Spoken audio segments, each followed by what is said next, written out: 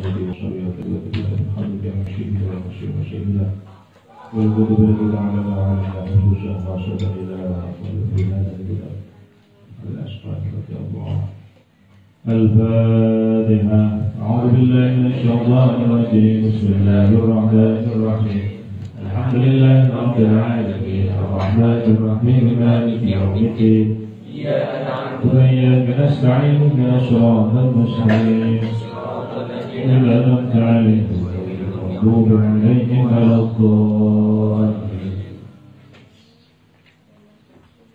Kita sudah sampai hadis yang kelima. Bismillahirrahmanirrahim. Wa an Abi Hurairah radhiyallahu anhu qala.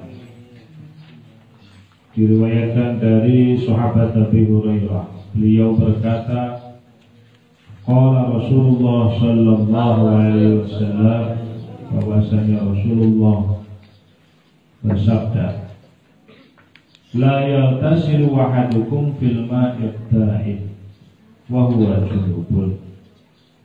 Akhrajahu Muslim. Nabi bersabda bahwasanya janganlah salah satu dari kalian mandi di dalam air yang diam padahal dia sedang junub. Jadi Nabi melarang kita untuk mandi di dalam air yang diam. Mandi di sini adalah mandi yang dimaksudkan mandi junub, mandi besar. Hadis ini ditakhrij. Takhrij itu ditulis dalam sebuah kitab lengkap dengan sanad dan matannya. Mata-rantai sanadnya semua disebutkan. Ini pertama kali ditakhrij oleh hadis ini ialah Imam Muslim. Itu dalam kitabnya Sahih Muslim. Walil Bukhari, namun redaksinya Imam Bukhari agak sedikit berbeda redaksinya. La yabulanna ahadukum fil ma'i da'im alladhi la yajri thumma yaghtasilu fihi. Dalam redaksinya Imam Bukhari, Nabi menyampaikan benar-benar janganlah salah satu dari kalian kencing di dalam air yang diam yang tidak mengalir. Berarti hadis ini hampir mirip dengan hadis yang barusan tadi. Hadis yang diriwayatkan oleh Imam Bukhari ini hampir mirip dengan hadisnya Imam Muslim. Lantas setelah itu yang tasilu, kemudian dia mandi di situ. Tapi dalam redaksinya Imam Muslim, wali Muslim minhu, bukan fihi tapi minhu. Tapi dalam redaksinya Imam Abi Dawud, wala yaghtasilu fihi minal jinabah, dan janganlah mandi di dalam air yang diam tadi karena dengan mandi jinabah. Dari beberapa redaksi hadis ini kelihatannya secara redaksinya berbeda, tapi maknanya sama. Sama bahwasanya Nabi melarang kita untuk mempergunakan air yang sedikit, yang tidak mengalir, yang diam. Baik menggunakannya dengan cara mandi atau bersuci atau malah kencing di situ. Artinya kalau kita mempunyai air yang jumlahnya tidak banyak, misalkan cuma 1 ember saja atau 1 drum kecil yang tidak nyampe 2 kula, maka kita harus hati-hati menggunakan air ini. Kalau kita tidak menggunakannya dengan benar, maka air yang jumlahnya sedikit ini akan berubah menjadi mustakmal karena kita tidak benar memakainya. Atau bahkan kalau sampai kelewatan, maka air ini akan menjadi najis nantinya. Misalkan ada air 1 drum kecil, tidak ada 1 gula. Kemudian kita mau mandi jenabah, langsung kita masuk ke sana. belum kita masuk ke situ ke dalam drum, kitanya yang masuk ke dalam drumnya. Kemudian kita pakai mandi di situ, tentu air yang jumlahnya tidak banyak ini akan mustakmal semua. Artinya mustakmal tidak bisa dipakai lagi. Ini yang dilarang oleh Nabi. Atau kita wudhu masuk ke sana, misalkan ada air cuma satu drum, kita masuk ke situ, anggap aja bak mandi. Mungkin ada orang punya bak mandi. Bak mandi kan airnya nggak banyak. Langsung kita masuk ke sana, wudhu di situ, biur mana, untuk wudhu di situ. Ya jadilah mustakmal semuanya. Atau kalau menurut Imam Syafi'i kemarin, seperti hadis kemarin, air jumlahnya tidak banyak, terus kemudian kita kencing di situ, langsung najis semua, kata Imam Syafi'i kemarin. Menurut Imam Malik kan tidak. Yang penting tidak berubah, ya tidak najis oleh Imam Malik. Jadi intinya dalam hadis ini Nabi mengajarkan kepada kita agar hati-hati menggunakan air. Jika kita langsung masuk ke air itu, maka pastinya air itu akan menjadi mustakmal. Nah, maka solusinya bagaimana biar airnya tidak mustakmal? Maka ulama akhirnya memberikan solusi, jangan masuk ke airnya, tapi airnya yang datang ke kita. Ambillah air itu dengan gayung, ambil sedikit kita pakai wudhu, atau ambil sedikit kita pakai mandi jinabat, nanti pakai gayung dikit. Maka sisa air yang di dalam drum tadi itu yang jumlahnya sedikit, tidak ada dua pula, tidak akan menjadi mustakmal. Inilah bedanya antara kita langsung masuk ke drum air tadi dengan kita ambil sedikit demi sedikit. Berbeda. Kalau kita ambil sedikit demi sedikit, kita ambil gayung misalkan, atau di model agak bagus sedikit, drumnya tadi itu kita naiki, terus kita lubangin, ada kerannya. Nah, ini lebih irit lagi, lebih efisien lagi. Kita bisa pakai wudhu. Satu drum tadi bisa kita pakai wudhu berapa orang, atau mandi besar berapa orang, kan akhirnya irit, akhirnya efisien akhirnya. Inilah arahan Nabi berdasarkan hadis yang diriwayatkan oleh Abu Hurairah. Nah, larangan Nabi ini sifatnya apa? Apakah haram? Apakah makruh? Ulama sepakat bahwasanya kita masuk ke dalam drum, ada orang punya air cuma satu drum kecil, kemudian masuk ke drum tadi itu, langsung masuk ke sana mandi di situ, jobok-jobok mandi di situ, atau mandi di bak mandi tadi itu, mandi junub maksudnya. Berdasarkan larangan ini, ulama sepakat bahwasanya larangan ini sifatnya hanya makruh saja. Makruh, tidak sampai haram. Itulah ringkasan penjelasan daripada hadis yang kelima ini. Hadis yang berikutnya, hadis yang ke-6. Ar-rajulin sahiban Nabi sallallahu alaihi wasallam.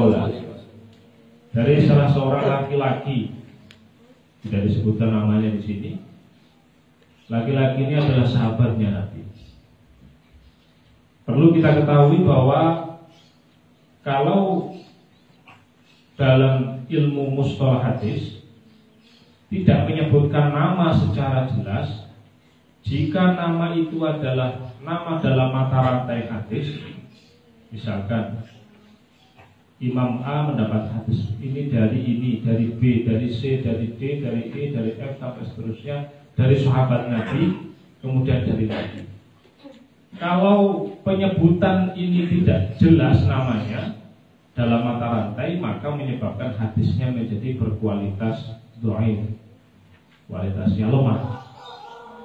Tapi kalau tidak menyebutkan nama dalam perawi hadis yang terakhir, yaitu sahabat, ulama sepakat tidak masalah. Seperti ini hadis ini, ar-rajulin, dari seorang laki-laki, tidak disebutkan namanya, ini tidak masalah. tidak menyebabkan hadisnya menjadi hadis dhaif, tidak. Tetap kualitas hadisnya sahih. Kenapa? Karena sahabat itu menurut ulama sepakat bahwa semua sahabat adalah kulluhum khiyarun udulun. Semua sahabat itu adalah orangnya baik-baik semua, pilihan-pilihan semua, adil-adil semua. Tidak perlu diragukan lagi kredibilitasnya. Kalau itu yang tidak disebutkan namanya adalah sahabat. Karena jelas sahabat itu keberadaannya sudah jelas. Lain halnya kalau dalam mata rantai, misalkan kalian ngaji, kamu ngaji dari mana? Dari guru saya, terus dari gurunya namanya siapa? Ya seseorang lah begitu. Cuma nama seseorang saja ini bahaya, akan menyebabkan mata rantai itu menjadi lemah. Jadi dalam mata rantai harus secara jelas. Nah, menurut penelitian ulama, kenapa kok ini namanya tidak disebutkan? Nah, ada beberapa perbedaan. Sebagian ulama mengatakan nama dari seseorang yang tidak sebut namanya ini aslinya namanya Hakam bin Umar. Ada yang mengatakan lagi Abdullah bin Sirjis. Ada lagi yang mengatakan namanya adalah Abdullah bin Mughaffal. Sudah. Qala beliau laki-laki ini, sahabat ini berkata, nah Rasulullah sallallahu alaihi wasallam antal tasilal mar'ah bi fadlil rajul aw rajul bi fadlil mar'ah wal yamtarifa jami'an. Laki-laki ini berkata bahwasanya Rasulullah sallallahu alaihi wasallam melarang. Isi larangannya, perempuan dilarang untuk mandi dari bekas mandinya laki-laki. Atau sebaliknya, laki-laki mandi dari air bekas mandinya perempuan. Tapi melarang begitu. Nah, terus caranya bagaimana? Waliyam dari jami'an. Ambillah dengan gayung sedikit demi sedikit. Nah, berarti dalam hadis ini secara jelas Nabi melarang menggunakan air, digunakan wudhu atau digunakan mandi dari air bekas wudhunya perempuan.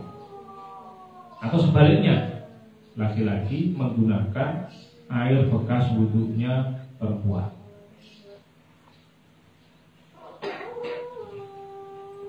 Larangan ini sifatnya apa? Larangan ini sifatnya apa? Nabi melarang. Menurut mazhabnya Imam Ahmad bin Hanbal, mazhab Hambali, bahwasanya larangan ini sifatnya haram. Haram. Tidak diperkenankan, diharamkan bagi laki-laki memakai bekas wudhunya perempuan. Sebaliknya, laki-laki perempuan memakai bekas wudhunya laki-laki.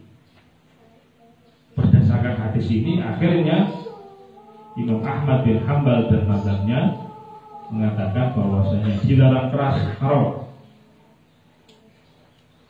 Sedangkan mayoritas ulama tidak. Mengapa tidak? Karena dalam permasalahan ini hadisnya tidak satu ini saja. Ada hadis lain lagi yang perlu dipertimbangkan dan digabungkan menjadi satu. Sebab dalam ilmu fikih tidak bisa seseorang menyimpulkan kesimpulan hanya berdasarkan satu hadis saja. Harus meneliti beberapa hadis-hadis yang lain. Hadis 1, 2, 3, 4, 5 dikumpulkan jadi satu, kemudian disimpulkan. Inilah pentingnya belajar ilmu hadis, sehingga orang tidak terburu-buru menyimpulkan. Kalau masih belajarnya hadisnya cuma sedikit, maka ya taunya cuma sedikit. Nah, hadis lain yang dipakai pedoman oleh mayoritas ulama itu apa? Ini hadis yang ke-7, Ibnu Abbas radhiyallahu anhu. Diriwayatkan dari Ibnu Abbas, anna Nabi sallallahu alaihi wasallam kana yaghtasilu bi fadli Maimunah, akhrajahu Muslim. Diriwayatkan dari Abdullah bin Abbas. Abdullah bin Abbas ini sepupunya Nabi. Jadi Nabi itu punya paman namanya Abbas. Abbas itu punya anak namanya Abdullah, berarti kan sepupunya Nabi. Masih sepupu nama Nabi. Bisa. Dalam riwayat Abdullah bin Abbas bahwasanya Nabi Shallallahu Alaihi Wasallam itu sering dari lafaz kana. Karena kalau dalam ilmu hadis ada lafaz kana itu berarti terjadinya tidak sekali, berulang-ulang. Bahwasanya Nabi itu mandi dari bekas wudhunya istri beliau namanya Maimunah. Jadi Nabi itu punya istri namanya Sayyidah Maimunah. Istri Nabi banyak, salah satunya adalah Sayyidah Maimunah.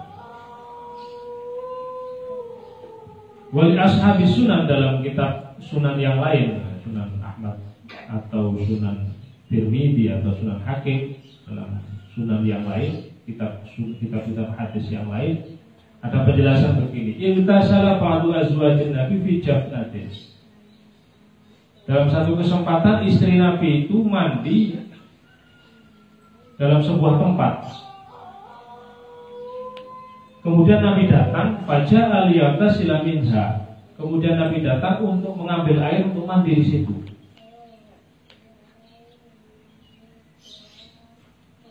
Faqalat lahu, kemudian istri Nabi berkata kepada Nabi, "Inni kuntu junuban." Wahai Nabi, kenapa kau mandi di sini? Kita ini junub. Kita sudah mandi di situ. Bukannya nggak boleh, Nabi. Kata Nabi, faqala innal ma'a la yasnubu.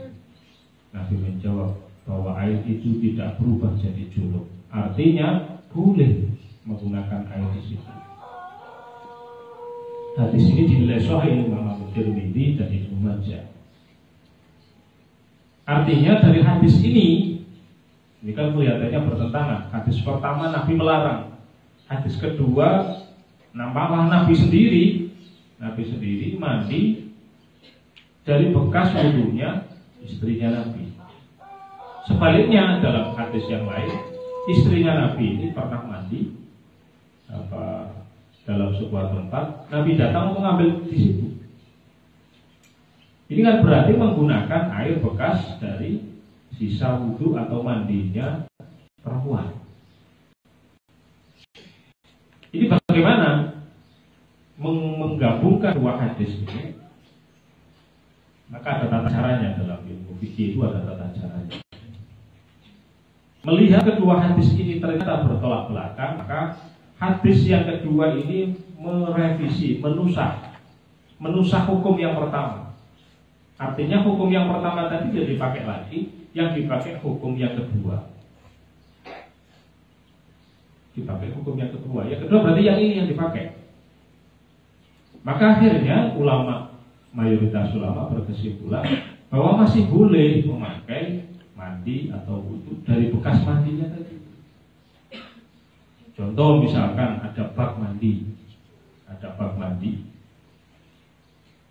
dipakai wudhu, dipakai kain gayung wudhu, ada sisanya. Ini masih boleh dipakai lagi. Yang penting tidak mustakmal kan? Yang penting tidak mustakmal, tidak masuk ke bak situ enggak, tapi diambil sedikit. Jadi air bekas dari wudhu maupun air bekas dari mandi tadi itu masih boleh dipakai ulang selagi tidak mustakmal. Baik dipakai oleh laki-laki maupun oleh perempuan. Karena penggabungan dua hadis ini akhirnya itulah kesimpulan dari jumhur ulama, mayoritas ulama berkesimpulan boleh. Seperti mazhab Imam Syafi'i kita boleh. Jadi ada air satu bak dipakai mandi atau dipakai wudhu laki-laki, masih ada sisanya, yang penting ngambilnya bener. Kalau ada sisanya dipakai lagi oleh perempuan boleh. Atau sebaliknya, awalnya dipakai perempuan, ada sisa dipakai laki-laki boleh. Ini namanya dalam fikih, dalam kitab dalam pembahasan usul fikih namanya nasakh mansukh. Nasakh itu artinya menyalin, merubah, merevisi hukum yang pertama. Ini sering terjadi dalam Islam, syariat Islam pernah, bahkan berkali-kali pernah. Contoh dulu saya contohkan ini. Dulu awalnya orang-orang Islam itu sholatnya menghadap ke arah Baitul Maqdis dulunya. Jadi ketika Nabi itu sudah diperintahkan sholat, turunlah perintah sholat dalam ketika Isra Mi'raj, disuruh untuk sholat. Maka kemudian Nabi bersama sahabatnya sholatnya menghadap ke Baitul Maqdis di Palestina. Sampai kemudian Nabi hijrah ke Madinah. Ketika hijrah, setelah itu Nabi sholat di sebuah masjid.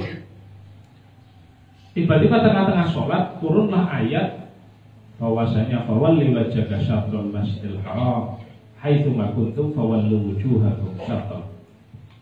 Perintah dari Al-Qur'an, perintah Allah melalui Al-Qur'an, maka palingkanlah kiblatmu menuju Masjidil Haram. Akhirnya yang awalnya menghadap Baitul Maqdis berubah menghadap ke Masjidil Haram atau Ka'bah. Nah, antara Ka'bah dan Baitul Maqdis ini bertolak belakang. Kalau ibaratnya orang Indonesia awalnya menghadap ke timur berubah menjadi menghadap ke barat. Kalau orang Indonesia begitu. Sama ketika di Baitul Maqdis, Nabi itu di Madinah, Baitul Maqdis itu di arah barat, Masjidil Haram ke arah timur. Awalnya menghadap ke barat, berubah menghadap ke timur. Ini namanya nasakh mansukh.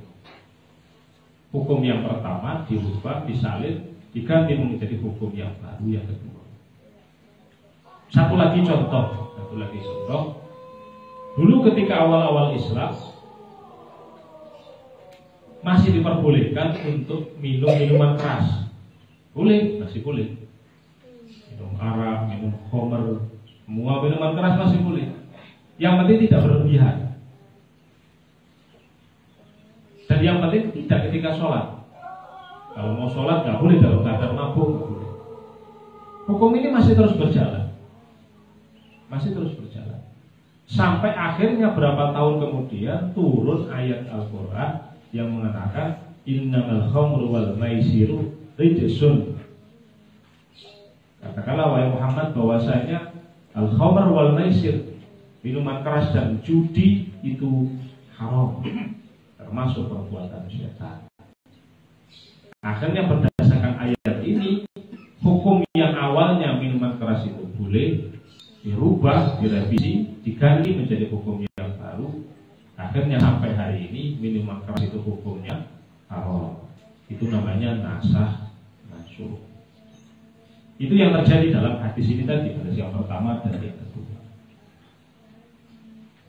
Wa an Abi Hurairah qala wallahu a'lam bishawab. Rabbi yassirli ya man tayassarna ya sikata ya alim.